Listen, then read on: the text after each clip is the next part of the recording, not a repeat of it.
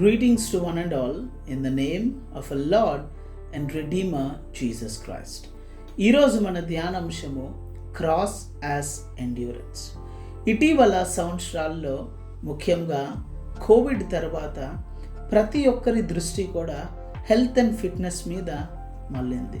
చాలా health and fitness centres కూడా open అవ్వడాన్ని మనము చూస్తూ ఉన్నాము. మనము ఆ హెల్త్ అండ్ ఫిట్నెస్ సెంటర్స్లో ప్రవేశపెట్టినప్పుడు కొన్ని ఆసక్తికరమైన కోట్స్ని చూస్తాం. No pain no gain, today's pain is tomorrow's strength అని. మీరు ఎప్పుడైనా ఆలోచన చేశారా ఎందుకు ఇటువంటి కొటేషన్స్ అనేవి పెడతారు? కారణం ఏంటని మనం ఆలోచన చేసి చూసినట్లయితే ఈ యొక్క హెల్త్ అండ్ ఫిట్నెస్ ప్రయాణం అనేది చాలా క్రమశిక్షణతో, పెయిన్తో, స్ట్రగుల్తో కూడుకొని ఉన్నది. ఆ ప్రయాణంలో ముందుకి కొనసాగించబడాలంటే మనకి కావాల్సింది endurance.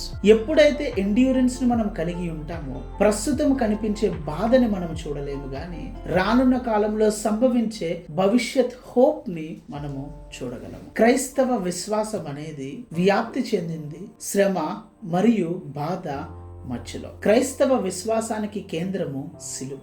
Cross is an ultimate expression of endurance.